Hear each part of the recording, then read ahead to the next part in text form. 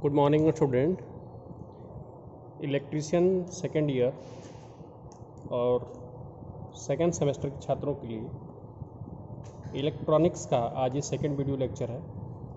First video lecture में हमने आपको इलेक्ट्रॉनिक सर्किट जिस बोर्ड पे बनाई जाती है उस बोर्ड के कितने प्रकार होते हैं इसके बारे में बताया। तो उस बोर्ड के आपको 3 प्रकार बताए गए, जिसमें से पहला आपको बताया गया कि इलेक्ट्रॉनिक सर्किट जिस बोर्ड पे बनाई जाती है वो आपका एक जो है आईलेट बोर्ड होता है। आईलेट बोर्ड का आपको डायग्राम भी दिखाएगा कि आईलेट बोर्ड ये है, जिसको एक इंसुलेटेड बोर्ड पे जो है जो बैकलाइट का होता है उस पर आईलेट लगा दिया जाता है, जिसको हम सुराख कहते हैं, और इनमें जो है हम कंपोनेंट्स को फिट करते हैं इन सुराख में। सेकेंड आपको लग बोर्ड और टैग बोर्ड बताया गया। लग बोर्ड और टैग बोर्ड में ये बताया गया कि इस बोर्ड में कुछ अलग अर्थात इंसुलेटेड बोर्ड पर जैसे कि बैकलाइट के बोर्ड पर पीतल के लग रिवीट कर दिए जाते हैं और इन्हीं लग में जो है सर्किट के जो कंपोनेंट्स हैं उनको लगाया जाता है। तो लग बोर्ड के बारे में ये जानकारी थी। फिर थर्ड जो प्रकार जो बहुत प्रचलित है उसको पीसीबी कहते हैं। पीसीबी अर्थात printed circuit board. Printed circuit board इसका इसलिए नाम है कि इसमें जो सर्किट होती है वो प्रिंट कर दी जाती है। तो एक प्रिंटेड सर्किट बोर्ड जिसमें कनेक्टिंग वायर्स, जैसे कि अगर हम इलेक्ट्रॉनिक कंपोनेंट्स लगा रहे हैं किसी सर्किट को एक बोर्ड पे, किसी सर्किट को पूरा करने के लिए एक बोर्ड पे अगर हम मान लीजिए इलेक्ट्रॉनिक कंपोनेंट्स लगा रहे हैं तो उनमें जो वायर का कनेक्शन होगा उसको रिप्लेस कर दिया जाता है। किससे? ये आप देखें कॉपर की एक पतली जो है परत होती है जिसको प्रिंट कर दिया जाता है इस बोर्ड पे। तो ये आपका जो है प्रिंटेड सर्किट बोर्ड होता है। और इसको जो प्रिंटिंग की जाती है इसको ईचिंग बोला जाता है। ईचिंग अर्थात नक्काशी, अर्थात नक्शा जो है निकाल दिया गया है यहाँ पे। और एक आपका जो पीसीबी होता है वो जनरल टाइप का होता है। इसको हम मैट्रिक्स बोर्ड भी कहा जाता है, जिसमें आपको जो है ऐसे कनेक्ट करने के लिए पॉइंट बने होते हैं।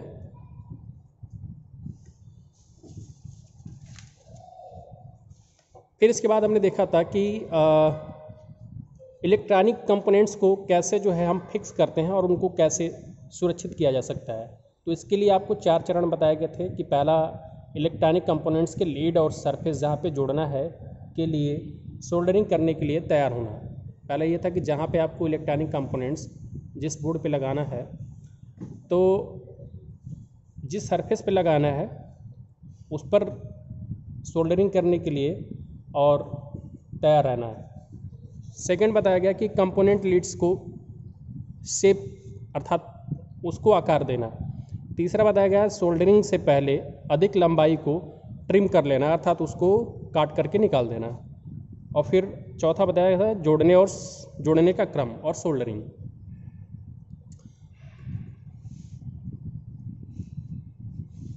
और इसमें आपको ये भी बताया गया था कि जो इलेक्ट्रॉनिक कंपोनेंट्स होते हैं उनके लीड्स के प्रकार और पीसीबी पर जगह की उपलब्धता के आधार पर कंपोनेंट्स या तो क्षैतिज या तो ऊर्ध्वाधर लगाए जा सकते हैं। जैसे आपने ये देखा कि ये जो आपका एक इलेक्ट्रॉनिक कंपोनेंट है जिसको हम रजिस्टर कहते हैं, इसको पीसीबी पे कैसे किस अवस्था में लगाया गया? क्षैतिज अवस्था में लगाया गया।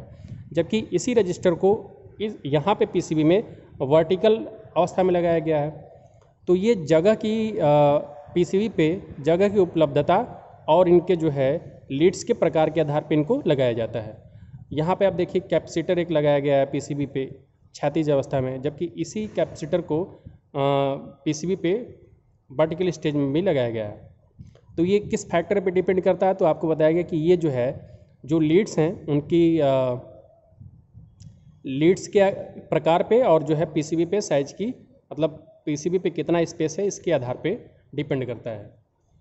फिर इसके बाद हम देखेंगे कि बैंडिंग और ट्रिमिंग क्या होती है, अर्थात जो लीड्स एक्स्ट्रा हो जाती है पीसीबी में ज़्यादा निकली होती है उसको किस प्रकार से काटना होता है और मोड़ना होता है। जब एक बार इलेक्ट्रॉनिक कंपोनेंट्स की लीड पीसीबी पर इंसर्ट कर दी जाती है, जैसे आपने देखा कि ये पीसीबी है, इस पर हमने एक ये इलेक्ट्रॉनिक कंपोनेंट है कैपेसिटर, जब इसको एक बार हमने इंसर्ट कर दिया है तो जब लीड्स की लंबाई ज़्यादा होती है जैसे कि 0.5 mm से 3 mm तक होती है, को पीसीबी सरफेस से ट्रिम कर दिया जाता है, अर्थात इसको जो है क्या कर दिया जाएगा, काट करके निकाल दिया जाएगा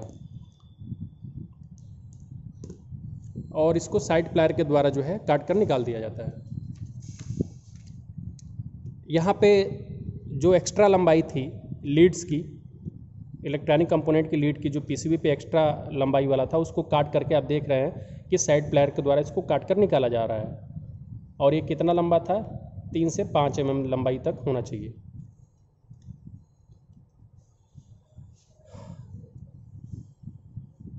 अब चौथा है ऑर्डर ऑफ माउंटिंग, अर्थात जो कंपोनेंट्स के लीड हैं, इलेक्ट्रॉनिक कंपोनेंट्स हैं, उनको जो है किस ऑर्डर में जोड़ेंगे। तो ये डिपेंड करता है कि आपका जो इलेक्ट्रॉनिक सर्किट है उसका लेआउट कैसा है, मतलब उसको किस आधार पे बनाना है। अगला जो पॉइंट है सोल्डरिंग टेक्निक्स। तो सोल्डरिंग टेक्निक्स में क्या क्या बातें ख्याल रखनी चाहिए। तो पहला बात है कि list the critical factors and stages in the soldering, अर्थात जो क्रिटिकल फैक्टर हैं, जो विशेष बिंदु हैं और सोल्डरिंग के जो विभिन्न स्टेजेज हैं, जो विभिन्न चरण हैं, उनको ध्यान देना। सेकेंड है list the steps involve in selecting and preparing the material.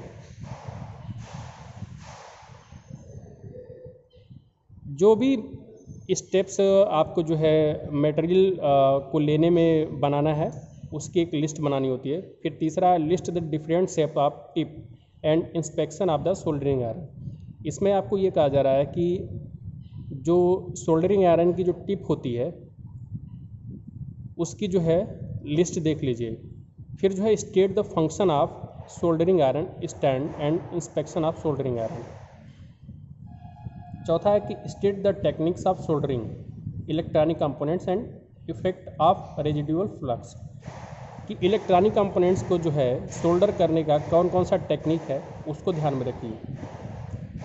फिर अगला जो पॉइंट है state the defects in soldering joint. ये भी बताइए कि सोल्डरिंग जो की जा रही है तो जॉइंट में कौन कौन से डिफेक्ट हैं। अब सोल्डरिंग क्या होता है इसके बारे में जान लीजिए। जैसे आपने बोर्ड, इलेक्ट्रॉनिक कंपोनेंट को जहाँ पे इंसर्ट किया जाएगा वो एक बोर्ड पे किया जाएगा। तो हमने बोर्ड के बारे में देख लिया। अब इसके बाद हम देखेंगे सोल्डरिंग कैसे की जाती है और सोल्डरिंग होती क्या है। तो सोल्डरिंग क्या होती है, दो धातुओं पर स्थायी जोड़ बनाने की जो प्रक्रिया होती है उसको हम सोल्डरिंग कहलाती है। सोल्डरिंग के द्वारा दो धातुओं में जोड़ एक मिश्र धातु लेड और टीन का जो मिश्रण होता है इसके द्वारा की जाती है। और ये जो लेड और टीन का मिश्रण होता है इसको हम सोल्डर कहते हैं। तो सोल्डरिंग में हमने आपको ये बताया कि दो धातुओं पर स्थायी जोड़ बनाने की प्रक्रिया क्या कहलाती है, सोल्डरिंग कहलाती है। दो अगर धातुओं को जोड़ना है तो इसकी जो प्रक्रिया होगी उसको सोल्डरिंग कहा जाएगा। और सोल्डरिंग के द्वारा दो धातुओं में जो जोड़ तैयार किया जाता है वो एक मिश्र धातु के द्वारा तैयार किया जाता है। और ये जो मिश्र धातु है ये दो धातुओं जिसमें लेड और टीन का मिश्रण होता है उससे बनाई जाती है। और इस लेड और टीन के मिश्रण को सोल्डर कहते हैं और इसके द्वारा जो है सोल्डरिंग की जाती है। तो कैसे एक जॉइंट बनाते हैं सोल्डरिंग के द्वारा। सोल्डरिंग जो मटेरियल होता है उसका चयन करना होता है और तैयारी करना होता है तथा सरफेस को साफ करना होता है जहाँ पर सोल्डरिंग करना है। बहुत समय लगने वाला चरण होता है, जो सोल्डरिंग होती है बहुत ज़्यादा समय लगने वाला चरण होता है। जबकि जोड़ जिसको सोल्डर करना है को हीट करना और उस पर सोल्डर लगाना बहुत कम समय लगाने वाला चरण होता है। ये सभी चरण एक अच्छा जॉइंट बनाने के लिए ज़रूरी होते हैं।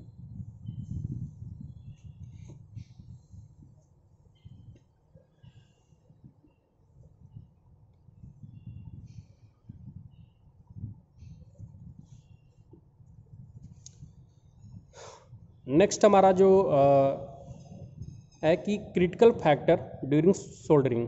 तो सोल्डरिंग के दौरान जो महत्वपूर्ण पॉइंट हैं वो क्या क्या हैं। पहला, जॉब के तापमान को नियंत्रित करना।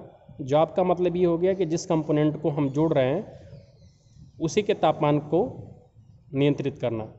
जॉब जिसको सोल्डरिंग तापमान पर रखा गया है उसके समय को भी सीमित करना, अर्थात जिसको हम सोल्डरिंग करने जा रहे हैं तो उसके समय को भी सीमित करना, ये क्रिटिकल फैक्टर है। और फिर इलेक्ट्रॉनिक कंपोनेंट जैसे रजिस्टर, कैपेसिटर, ट्रांजिस्टर, आईसी अर्थात इंटीग्रेटेड सर्किट की सोल्डरिंग के दौरान ऊपर के जो फैक्टर दिए गए हैं ये बहुत महत्वपूर्ण होते हैं। सोल्डरिंग के दौरान समय का ध्यान न देने पर ज्वाइंट को हीट करना तथा सोल्डर लगाना बहुत ही बेकार गुणवत्ता का ज्वाइंट तैयार होता है। अर्थात सोल्डरिंग के दौरान अगर आप समय का ध्यान नहीं दे रहे हैं और ज्वाइंट कोई बना रहे हैं तो इससे क्या होगा कि आपका जो सोल्डर होगा अर्थात जो आप ज्वाइंट बनाएंगे वो बहुत ही बेकार क्वालिटी का होगा और इस दोष के कारण कंपोनेंट्स भी खराब हो सकते हैं। अर्थात इससे जो आप सोल्डरिंग कर रहे हैं इस कारण से जो इलेक्ट्रॉनिक कंपोनेंट्स भी खराब हो सकते हैं। अब हम देखेंगे कि सोल्डरिंग के स्टेजेस कौन कौन से हैं, सोल्डरिंग के कौन कौन से चरण हैं। तो सोल्डरिंग की प्रक्रिया को बहुत सारे भागों में बांटा जा सकता है जिसको नीचे आपको समझाया जा रहा है। पहला है कि मटेरियल का चयन करना और तैयारी करना। सेकंड, सरफेस को साफ करना जिस पर सोल्डर करना है। तीसरा, ज्वाइंट को गर्म करना तथा उस पर सोल्डर करना। चौथा है ज्वाइंट को ठंडा करना जिससे कि सोल्डर पक्का हो जाए। फिर आपका ज्वाइंट को साफ करना, फिर ज्वाइंट की जांच करना। ये आपके जो है 6 जो है सोल्डरिंग की स्टेजेज होंगे। तो पहला जो स्टेज है उस पर हम थोड़ा डिटेल में अध्ययन कर लेते हैं कि मटेरियल का चयन करना और तैयारी करना क्या होता है। तो सोल्डरिंग आयरन विभिन्न वाटेज रेटिंग में उपलब्ध होता है। जो सोल्डरिंग आयरन होता है जिसे हम सोल्डर करते हैं उनके जो वाटेज रेटिंग होती है वो मार्केट में कई प्रकार के रेंज में अवेलेबल होती हैं। जैसे यहाँ पे लिखा भी गया है कि सोल्डरिंग आयरन विभिन्न वाटेज रेटिंग में उपलब्ध होता है और ये 10 वाट से लेकर के 100 वाट तक मिल सकते हैं, सैकड़ों 100 वाट तक।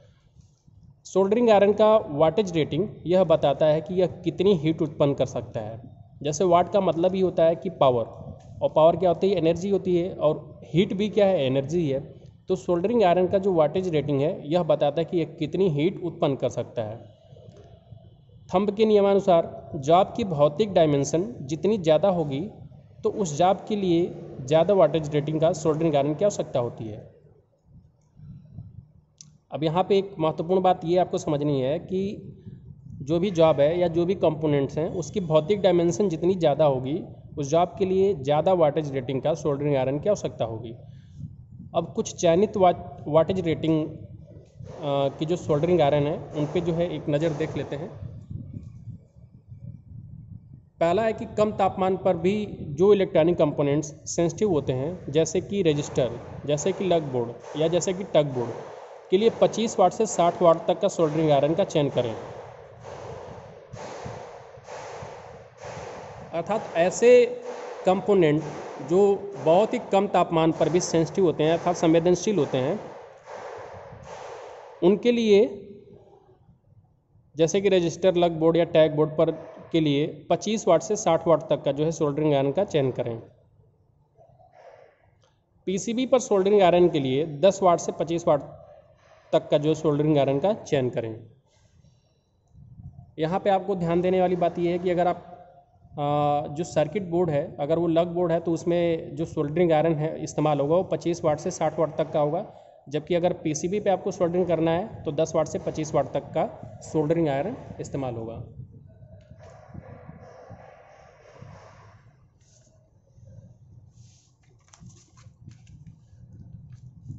ऐसे इलेक्ट्रॉनिक कंपोनेंट जो बहुत ज़्यादा तापमान पर सेंसिटिव होते हैं जैसे कि डायोड, ट्रांजिस्टर और इंटीग्रेटेड सर्किट के लिए 10 वाट से 25 वाट का सोल्डरिंग आयरन का चयन करें।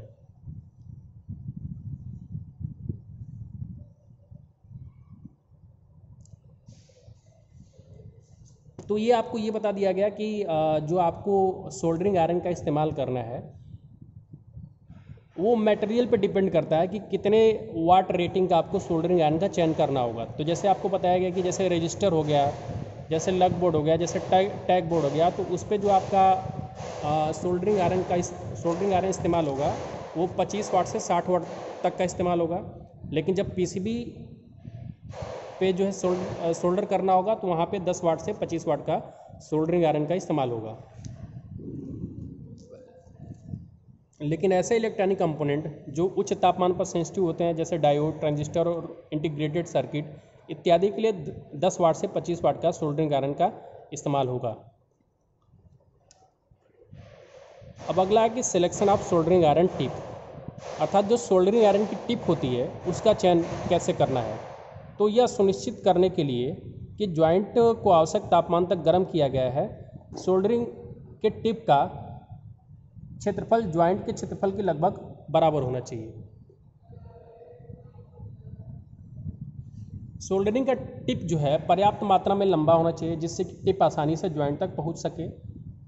एक तो बात ये ध्यान देनी है कि जो सोल्डरिंग का जो टिप होना चाहिए, तो जैसे अगर बहुत दो इलेक्ट्रॉनिक कंपोनेंट्स बहुत पास पास में हैं, तो अगर आपका जो है सोल्डरिंग का जो टिप होगा अगर वो लंबा नहीं होगा तो वहाँ पर पहुँच नहीं पाएगा। इसलिए जो सोल्डरिंग का टिप होगा वो पर्याप्त मात्रा में लंबा होना चाहिए, लेकिन आप ये ध्यान रखें कि इतना भी लंबा ना हो जाए कि उसका जो है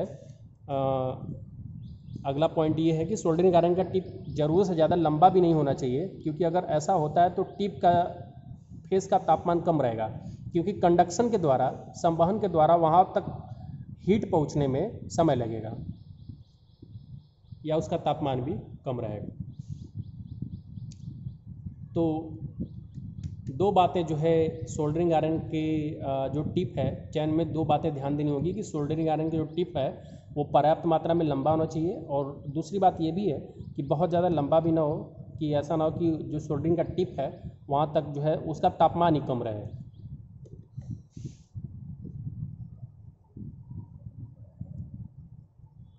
अब सोल्डरिंग आयरन के टिप के आकार का जो चयन करना है वो किन आधारों पे होता है, तो देखिए वायर्स, रजिस्टर और पैसिव कंपोनेंट्स के लिए जो हमारा सोल्डरिंग आयरन का इस्तेमाल होगा, जो टिप का इस्तेमाल होगा वो चीजल टिप होगा।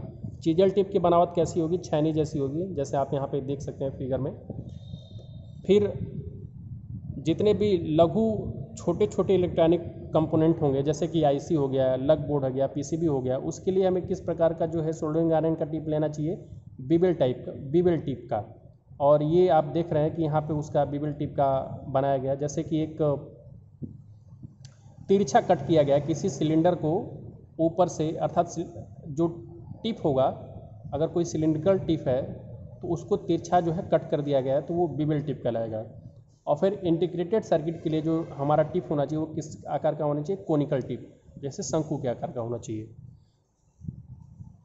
तो आज हमने सोल्डरिंग टेक्निक्स आपको समझा दिया है। आज की इस वीडियो में इतना ही। वीडियो देखने के लिए धन्यवाद।